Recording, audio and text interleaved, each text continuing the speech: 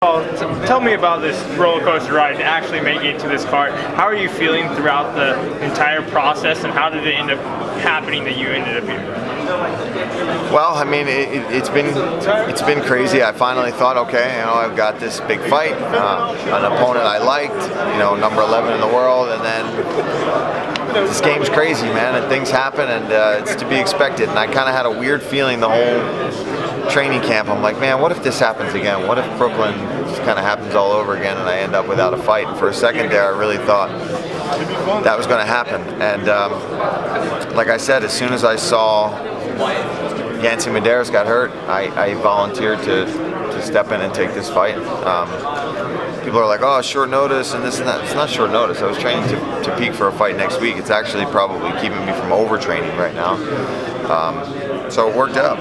And then, of course, the crazy stuff happening with Max, unfortunately, bumps me up on the card too. So just taking it in stride. It's wild.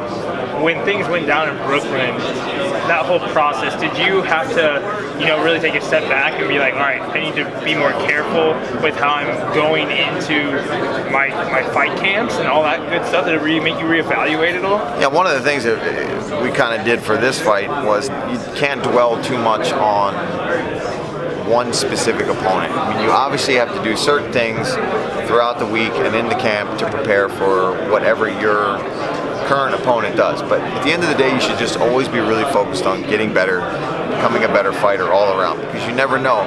I could end up fighting Chiesa instead tonight, or somebody else. You never know who it's going to be and what style they bring. So I did a lot of sparring for this fight, not with guys that are 6'3", not with guys that do what James Vick does. I sparred a lot of guys that are about 5'10", my height, stocky, strong welterweights.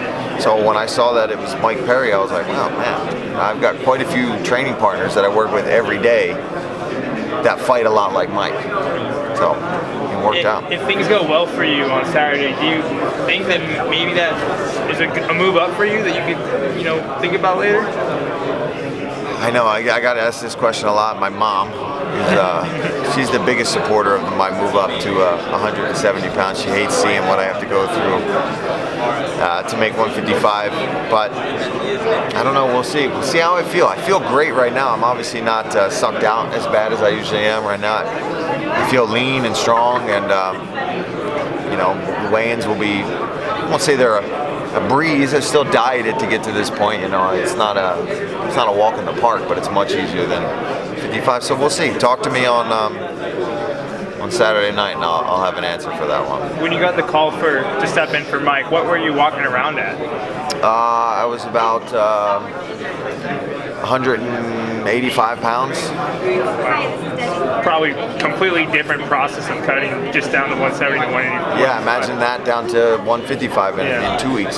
So yeah, so you're feeling great and you're ready to go. Yeah, I'm ready to go, man. I feel like energy is going to be there more than anybody's ever seen. And on top of that, the way I was preparing was to make 55. So I'm running 3 to 5 miles almost every day to get the weight down to make 155. So the cardio has been put in, this and that, stuff that maybe guys slack off when they move up a weight class because they don't have to drop as much weight. I did all that. I lost all the body fat. I lost all that. So now it's just water that I've got to lose. I don't have to, I'm not carrying any extra weight. It's just muscle and water. And what, like Kevin Lee and Chiesa, you kind of talk about the need for like a 65 division. I would love it. How much, is that something that would interest you? And how many 55ers or even guys at 170 do you think would be I think that division would fill quick, and I think it would be a good mix of both. I think there's guys like Mike Perry, who's probably a 65er. I mean, he's a pretty thick dude. A cut to 55 wouldn't be easy for him. But a cut to 65, he could cut another 5 pounds, let's be honest. And for me, getting up over to 190 something, I could diet down and then be in a nice smooth cut to 65. It would be a cut, but it wouldn't be, that last 10 pounds is when I start really, like when I hit 65 to 63, when I look, I don't look good. I go from looking really shredded to looking sickly. So, yeah, I would love a 65-pound division. That stare down wasn't your average stare down, was it? It was no. A bit crazy. What did you kind of see, and what do you take away from that?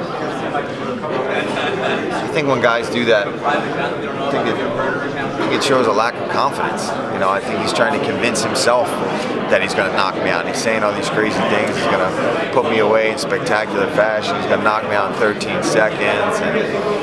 And I think it shows a sign of weakness. I think he's worried. I think he's worried. He's on a losing streak, and he's nervous that maybe the guy that stepped in here is a little more than he expected. I think he thought, oh, a 55er's coming up to 170, and then I think he gets to stare me in the face, and it's like, I'm not a small boy. I'm not some little guy that's coming up from 155 pounds. I'm bringing the heat on Saturday. Was there any talk about you getting the call instead of Vic? I think if we were closer in rank, there would have been a chance, but there had already been some trash talk between those two guys, and Vic is the higher ranked guy, so I would have loved it. I think the fans would love a fight between me and Justin Gaethje. I think that's just got fireworks written all over it, and I think it could happen. You know, if he wins on August 25th, and if I can pull off a win on Saturday, then it's a fight for sure that could be in the making.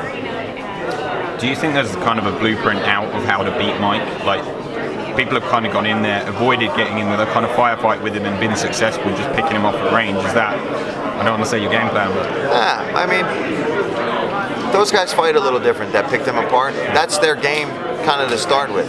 My game's kind of to meet you and smash you on the way in. And so there's two ways to face a guy that's a little wild, right? It's to stay away and pick apart. That's one way to do it. And another way is to also meet it and beat it to the punch, and being the faster guy and the more technical guy, I think, with elbows and things like that. It's going to be a balancing act of staying away and meeting him when he doesn't expect it. Paul, what was the roller coaster of emotion? You're on the path of losing your second straight fight on short notice, and now this one comes.